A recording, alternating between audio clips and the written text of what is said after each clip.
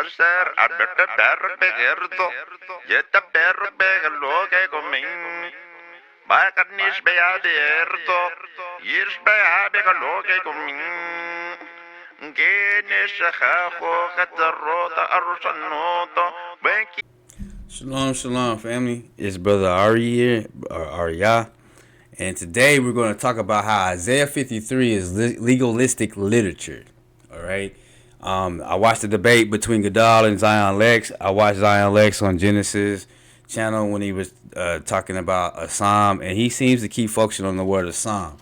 So we're going to talk about Isaiah 53, and I'm going to show you the difference between legalistic literature and temple sacrificial literature. Okay, and Isaiah 53 is legalistic literature, not temple sacrificial. All right, and we're going to focus on the words. We're going to focus on the words asam, tasim, and mipasenu, and why Isaiah 53 is legalistic speech that Jeremiah fulfills. I'm going to show you nominal clauses. We're going to go to the word tasim, asam, mipasenu, and then finally we're going to show you the legalistic versus the sacrificial language and how it parallels to the prophet Jeremiah. All right, so nominal clauses. In Isaiah 53, 2 through 9, you see nominal clauses. In Isaiah 53 and 2, you see no form was to him. This is a nominal clause because the predicate fronted for the emphasis. Then you see Isaiah 53 and 3, despised and rejected of men. This is a compound nominal predicate.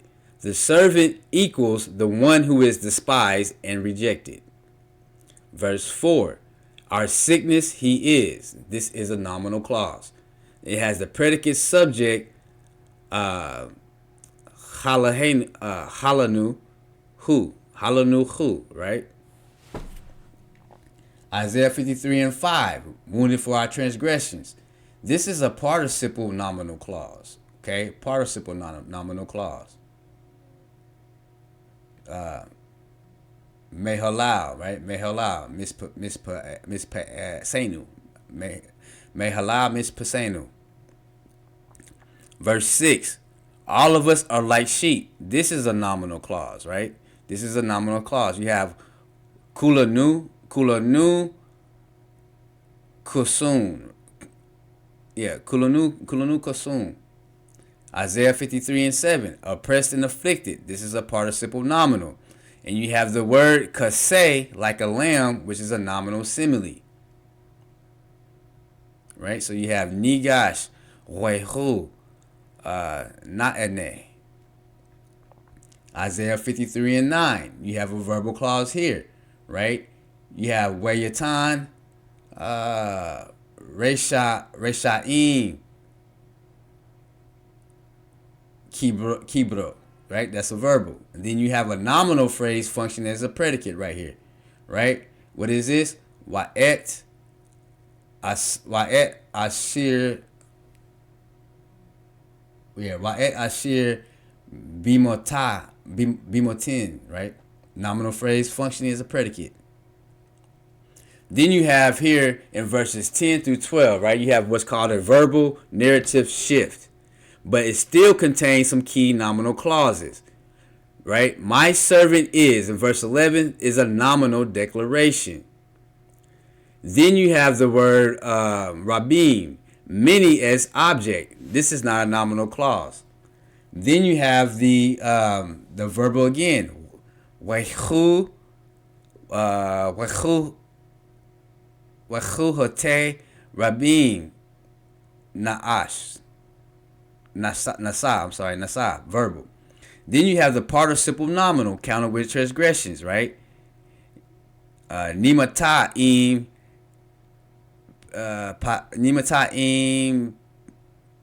peshaim, right? Counted with the transgressions. So Isaiah 53 describes the servant primarily by nominal clauses, not verbs. That means the chapter is not written as a story of what he did, but as a legal and ontological declaration of what he is. He is despised.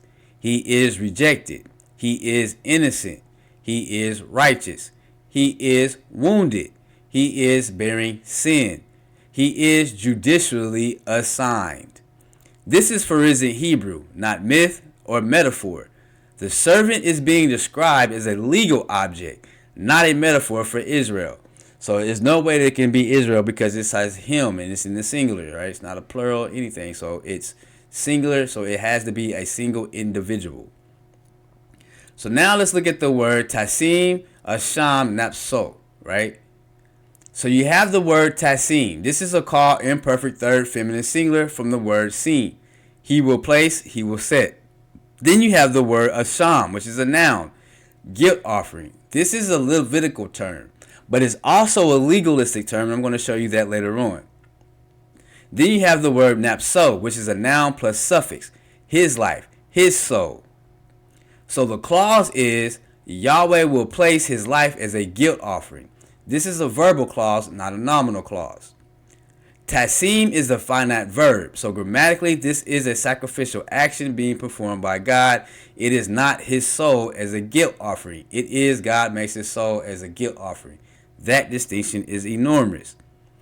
So I know what you're thinking. You're saying he's actually proving. He's going and proving that it's that. Nope, I'm setting the foundation of why the people believe that the word Assam is some type of stickler point that people can't get over, because Assam has two different meanings. One in the legalistic term, and I'm going to show y'all that later, and then one in the Levitical temple term, which is what I'm showing you right now. So Assam is not metaphorical. It is the reparation sacrifice of Leviticus 5 through 7, paid for in real legal guilt, required restitution, transferred guilt to a substitute, required blood, only applied to individuals, never to nations. Also, an Asham must be unblemished, must be innocent of his own crime, must die instead of the guilty. And Isaiah 53 explicitly says, Lo Hamas, Welo Heremah, no violence, no deceit. That is legal innocence. And Jeremiah had no violence or no deceit in his mouth. Okay, you go watch the video that we did. Did Jeremiah have violence or deceit? And you will find out that he had none at all. So what Asham means in Torah law? Tasim Asham Napso is the legal heart of Isaiah 53. It means Yahweh places his life as a guilt offering. Not metaphor, not poetry, not national suffering. It is a Levitical stationary atonement written in courtroom Hebrew. Isaiah 53 is the legal execution. It's not pagan sacrifice. By oppression and judgment he was taken. This is a courtroom sentence, not a ritual slaughter. The servant is legally condemned, unjustly executed, and God then applies the death as an asham. This is exactly how Torah law works when a righteous man dies for the guilty and God's accepted. When it's talking about temple sacrificial language. But it's not in this case. And we're almost there. So the key is Elohim is the one who does it. And you see this in verse 10 of Isaiah 53. Hashem was pleased to crush him. This is not human sacrifice. When y'all saying that Christ died for he was a sacrificial lamb, he died for everybody's sins, that's mythology. That is divine judicial transfer of guilt. Only Elohim can do that. So now let's look at the Torah law, Deuteronomy 24 and 16, because we've been telling you that no man can die for another sin, and we use these laws to tell you why why Isaiah 53 is not talking about what you guys are saying that it is. So the Torah states this principle multiple times. Deuteronomy 24:16. Each person shall be put to death for his own sin. Ezekiel 18 and 20. The soul that sins shall die. The son shall not bear the guilt of the father. Numbers 35:33.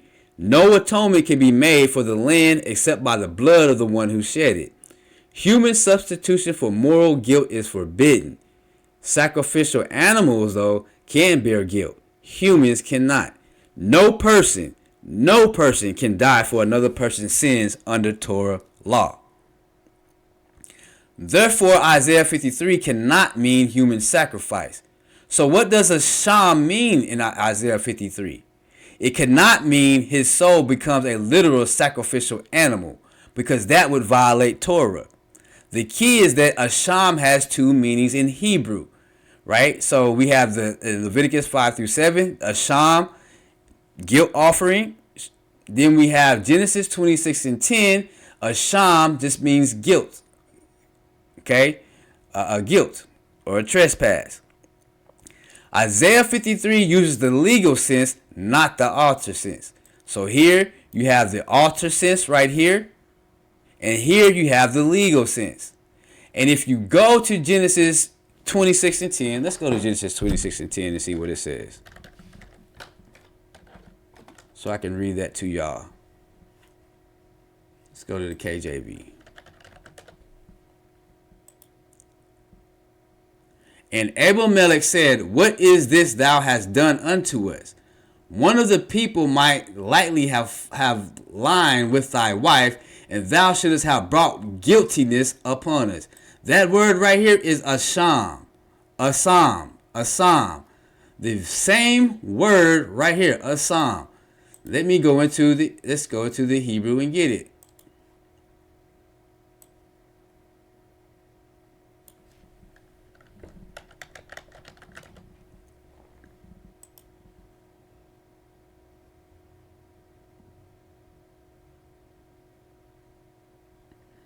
I'm looking for verse 10, which is right here. And you see it right there. Assam, right? Assam. Assam. Right here. Let me make this bigger for y'all. Same word. So does it mean guilt offering right here too? No, it does not. You have brought guilt upon us. What Isaiah 53 is actually saying is Isaiah 53 is describing an innocent man judicially condemned, treated as though he were guilty, bearing the punishments of others, though he himself did not sin. This is miscarriage of justice, not a ritual sacrifice. That is why Isaiah 53 and 8 says, "By oppression and judgment he was taken, not by priest and altar was he taken." If it was about human sacrifice, it would have had something to do with the priest, the altar, or something mentioned in there, but it's not. So therefore, the word assam is being used in this sense, the legal sense, like I just showed you right here, assam, assam.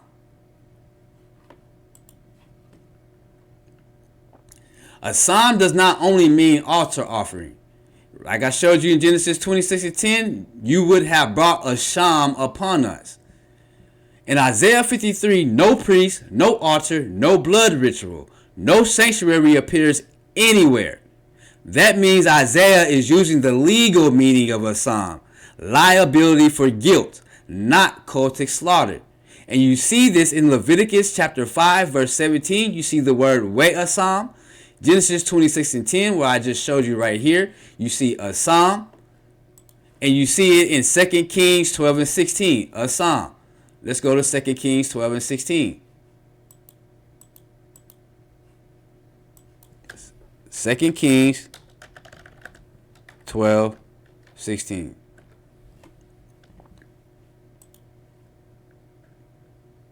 And we're looking for the word assam.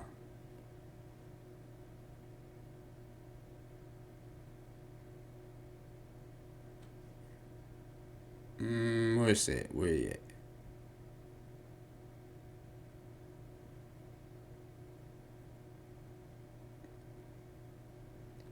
Right here.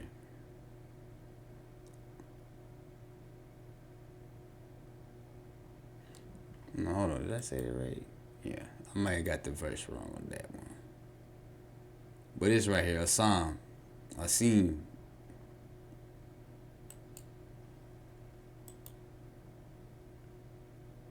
Sometimes the verse would be wrong. Let me see here. Let me go to the English.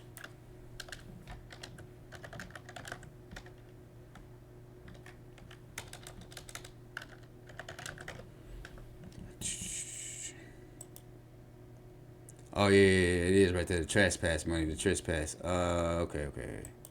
So yeah, it was there. I just overlooked it. Let me see.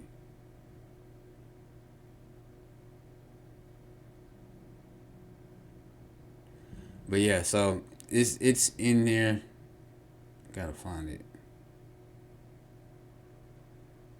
I think it's a it may not be the actual word of psalm, it may be a conjugate of that word. Okay, we'll get back to it though. So what does tasim mean here, right? Because what is it? Tasim asham napso. So you have the word seem, right? The suffix. Now, seem doesn't act as an ordinary suffix, but every special occasions it can act as a suffix to assign place to assign or to place or to impute or to regard as, right? And you see that in Deuteronomy 17:4, and you see that in Deuteronomy 22:8, right? Let me see here, Deuteronomy 22:8.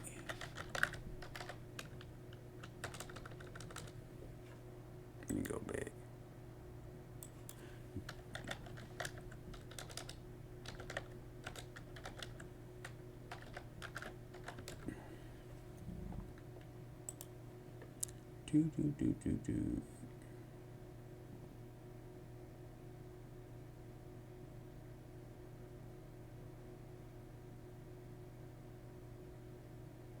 You have it right here, Tassim. Tassim. And what does the verse say? When you build a new house, you shall make a parapet for your roof, so that you do not bring blood guilt on your house. Right?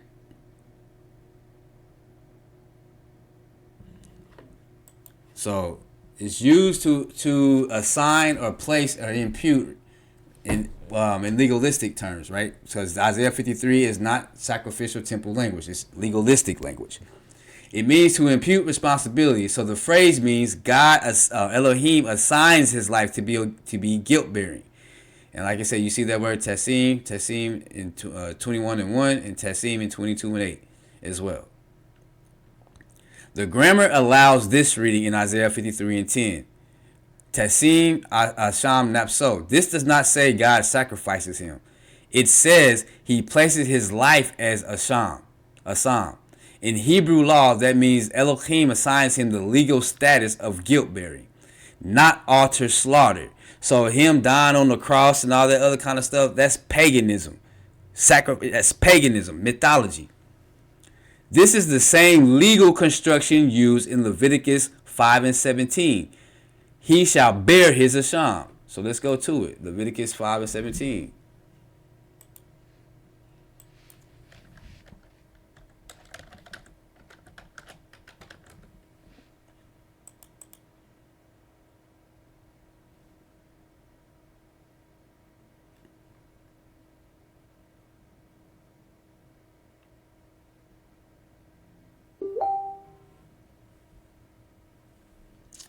What word was we looking for again? Oh, Sean.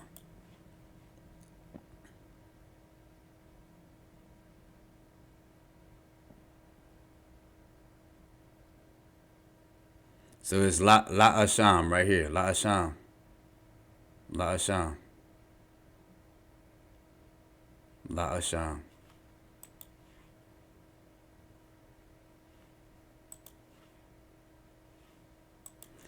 So I showed you that in Leviticus 5:17. He shall bear his guilt. No animal is mentioned there, just legal liability. So if Isaiah meant literal sacrifice, the grammar would be Wenatan napso le asham. He gave his life as an asham, but instead we get tasim asham napso. See how the words are placed differently and use different words? Natan napso la asham. This one is tasim asham napso. It would be differently. He gave his life as an asham, but the text says he makes his life guilt bearing. This is legal imputation language. This is not temple ritual language. The servant is treated as guilty, not offered as an animal. That matches the whole entire chapter. Stricken, smitten, judged, cut off with the wicked. All courtroom language. No temple language. No priest, no Kohan, no Hakel, no temple, no altar, no blood, no nothing is mentioned in Isaiah 53. Along with a psalm to make it be a sacrificial to make Christ be a sacrifice, like all the people who believe in the New Testament teach, and all these Hebrew language teachers try to say. They're in error. They're teaching lies. So why Jeremiah fits better than the sacrificial victim, i.e. Christ? Jeremiah was innocent of the charges, was beaten, was imprisoned, was sentenced unjustly, was treated as guilty, suffered for Israel's sins. This is exactly what Isaiah 53 describes. But he was not a sacrifice. He was a scapegoated righteous man. That is the Tanakh pattern. Joseph, Moses, and now Jeremiah, the suffering servant. Why Jeremiah fits better continued. Isaiah 53:10 means Yahweh caused his life to be treated as bearing guilt, i.e., he was made the scapegoat of the nation's sins, not a sacrifice, not a ritual victim. A righteous man punished as if guilty, which is precisely Jeremiah's role. So let's look at these key verbs and terms with legal vowel patterns, right? Because the grammar and the vowels is showing you that it is legalistic pattern. It is a legalistic document, chapter, as if a prosecutor is prosecuting you and he's presenting his case before the judge. Your Honor, we gave him a chance on probation. He went back to selling drugs. Not only did he go back to selling drugs, we caught him at the whorehouse. Not only did we catch him at the whorehouse, he robbed 5 individuals. That is what Isaiah 53 is going on, and what Isaiah 53 is pretty much saying. It is laying out the case, and it is telling you what this servant is going to do and what is going to happen to this servant before this servant is born. Right? So we have right here, Tasim Asham Nafso, Isaiah 53:10. He will make his soul a guilt offering. Legal language. The word tasim, from the root word seem, to put to place, and call imperfect. Legal sense, he places upon himself guilt, like placing a charge or bearing legal responsibility. The word asham, guilt offering, guilt or guilt offering, a legal term from the sacrificial system, but fundamentally meaning legal guilt or penalty. Nafso, his soul, his life. Here representing the one who bears the guilt. Isaiah 53:7. Ne'etana.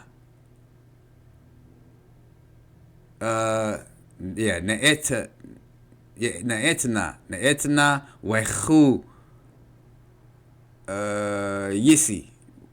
He was oppressed and he was afflicted. The word yisa. Yisa. I said yisi, I mean yisa. Call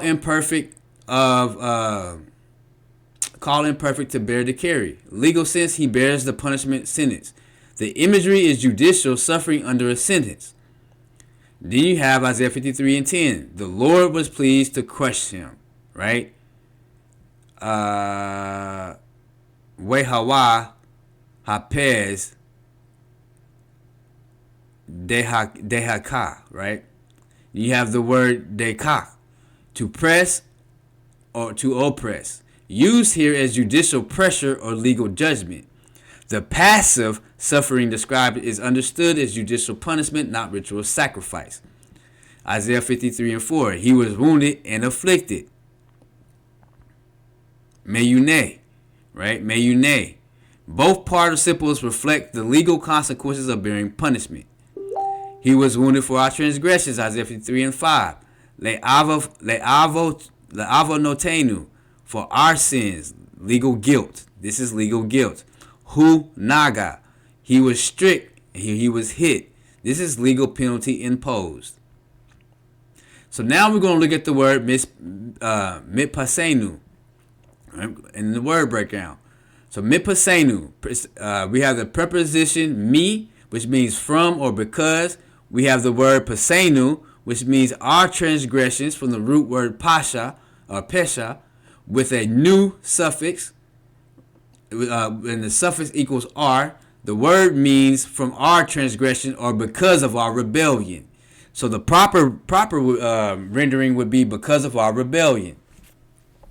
So the legal and contextual meaning. The root pesha means transgression or rebellion or violation of law, a legal term for serious wrongdoing.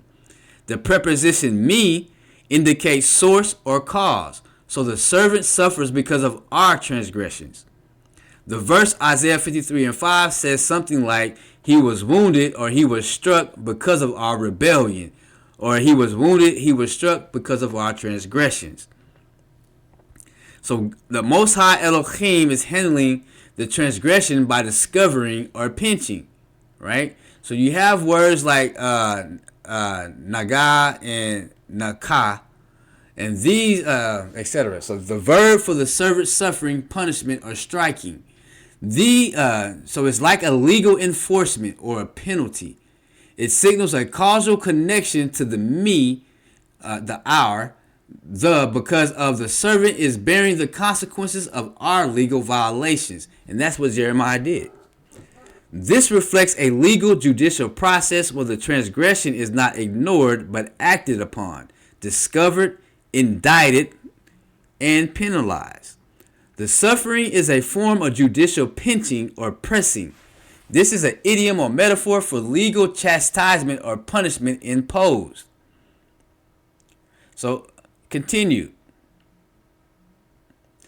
This is also a legal phrase showing. Mitpasenu is a legal phrase showing the cause of punishment. Our transgressions are the legal offenses prompting the servant's suffering.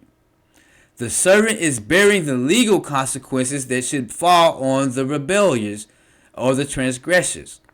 This fits perfectly into the legal courtroom framework of Isaiah 53.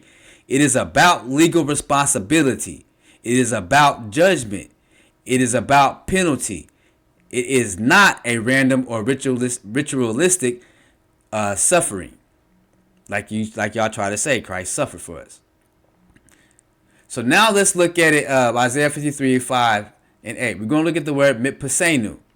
As you can see in the screenshot, the word for our transgressions, mitpasenu, with a mem consonant and a hierarch I-class vowel underneath, the same as the concordance shows right here. Elohim is going to deal with the transgressors by visiting them himself. We see this in Jeremiah 43 and 10. And say to them, thus said the Lord of hosts, the God of Israel, behold, I will send and bring Nebuchadnezzar, the king of Babylon, my servant, and will set his throne above these stones that I have hidden, and he will spread his royal pavilion over them. So right here you see the word mispasenu, and you see right here we have Isaiah 53 and 5, 53 and 8, and what does it say? Elohim deals with it by visiting. And you go right here, by visiting it because of it. Elohim deals with it because of it, right? And that's exactly what it means. It's showing you that Elohim is dealing with it. And how did he deal with it? He sent his servant Nebuchadnezzar from Babylon to come and spread his royal pavilion over the stones that he hid. Why Jeremiah fits better than sacrificial Christ? Continue. 1. Innocent but condemned. Isaiah 53. He had done no violence, neither was deceit in his mouth. Verse 9. By oppression and judgment was he taken away. Verse 8. So Jeremiah fulfills this in 19. As for me, I was like a gentle lamb led to slaughter. I did not know it was against me they had devised schemes. And also in verse 19, they said, let us destroy the tree with its fruit. That means kill Jeremiah and the words that he had from the Most High, the fruit that he was bearing from the Most High. Jeremiah is innocent, yet legally targeted by leaders. Proof number 2. Tried in courts by officials. The servant in 53 was by judgment was he taken in verse 8. So in Jeremiah 26, chapters 8 through 11, we see the priests and the prophets seize him, saying, you must die. This man deserves death. This is a formal capital trial, fulfilling verse 8. Number 3, struck, beaten, and humiliated. Isaiah 53 and 5, he was wounded, crushed, and stripes upon him. Jeremiah fulfills this in chapter 20, verse 2, and chapter 37, verse 15. Pashur struck Jeremiah the prophet and put him in stocks. They beat Jeremiah and imprisoned him. This is judicial corporal punishment, not ritual. Number 4, silent submission. Isaiah 53 and verse 7. Like a lamb led to slaughter, he did not open his mouth. Jeremiah fulfilled this in verse 19 and in verse 20. 11 and 20 and 11 and 19. I did not speak my own defense. This is implied in trial narratives. Jeremiah repeatedly submits to abuse without resistance. He didn't fight back when he got beat by Pashur. He didn't say anything when he got thrown into the pit with no water, no food, and just mud, and left to die. Number 5, bearing the people's legal guilt. Isaiah 53, 5 and 10. He was wounded because of our rebellion or our transgressions. Yahweh placed guilt upon him. Jeremiah fulfilled this in Jeremiah 1, 18 and 19, verses 18 and 19, Jeremiah 20, verse 7, Jeremiah 15, verse 18. Jeremiah 1, verse 18 through 19. They will fight against you, for I am with you to save you. Verse 20, Jeremiah 20 and 7. I am in derision all the day. Everyone mocks me. Jeremiah 15 and 18. Why has my pain become perpetual? Jeremiah absorbs the national backlash that rightly belongs to Israel. The people are spared while he suffers.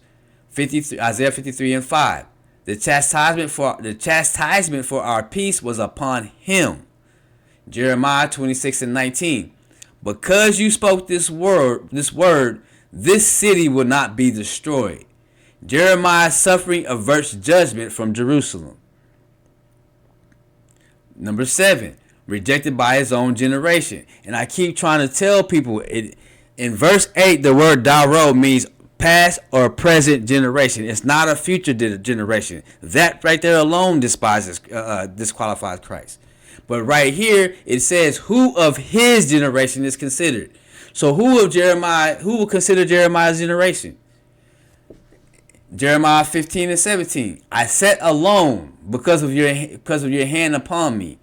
Jeremiah 20 and 10. All of my friends watched for my fall. He is socially cut off just like that servant is.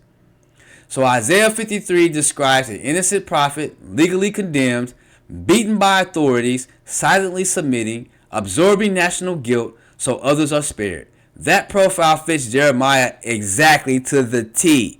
There is no altar in Isaiah 53. There is no ritual killing in Isaiah 53. No human sacrifice. It is courtroom substitution through injustice. And Jeremiah is the living embodiment of it. So, he's a living embodiment of it. There is nothing that you can do. No other prophet fits that. No other prophet went through that. And we did a whole entire series on this. Let's go, because we have other things that we have to, a whole bunch. When I tell y'all that I have a whole bunch of things in stock, I have a whole bunch of things in stock. But we have a whole playlist right here. Jeremiah the Suffering Servant series, right? The Suffering Servant series is all this right here. Of every Suffering Servant series, right? All 4 of them. We just uploaded the video last night. It went live today. The Suffering Servant songs, part 4. And this is part 5. Okay?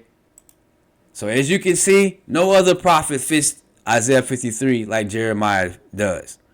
We have done 5 videos now going over Isaiah 53 verse by verse in video 1, going over the same imagery in video 2. Video 3, he did not have any deceit or violence, no Hamas. Video 4 was the Suffering Servant songs, and then this is video 5, the legalistic language in Isaiah 53.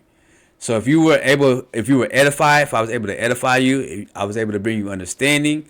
If you have any questions, put them below. If you don't agree, let me know what you don't agree, but be specific, okay, what you don't agree about. If you agree, let me know what you agree about. Be specific. Put it in the comments. I interact back. I want to know what you guys think, okay? But I had to do this because every presentation that I saw, they were talking about a psalm. Well, a psalm has 2 different terms, but why are they not bringing out the other part of a psalm? Why are they not doing a textual criticism, textual analysis, and deep diving into this text like I just did, and see that this is this is not ritualistic temple sacrificial language in Isaiah 53. That it is legalistic, prosecutorial, courtroom language, forensic Hebrew. Okay. Until the next video, I bid you lehitirot, mispaka, peace and blessings, family. Shalom, shalom. Arser abete per begerto, yete per begelo che comin. Bacarnis beaderto, yirs beabegelo che comin. Genis chafo catarrota arusanoto, benkini setarro meganai. Asher hamita berro begeronto, yitem berro begelo che comin. Wagen is be a big rovo, is be a big long coming. Genis a cajo and the rota rusonoto, when kinis at the rome canai.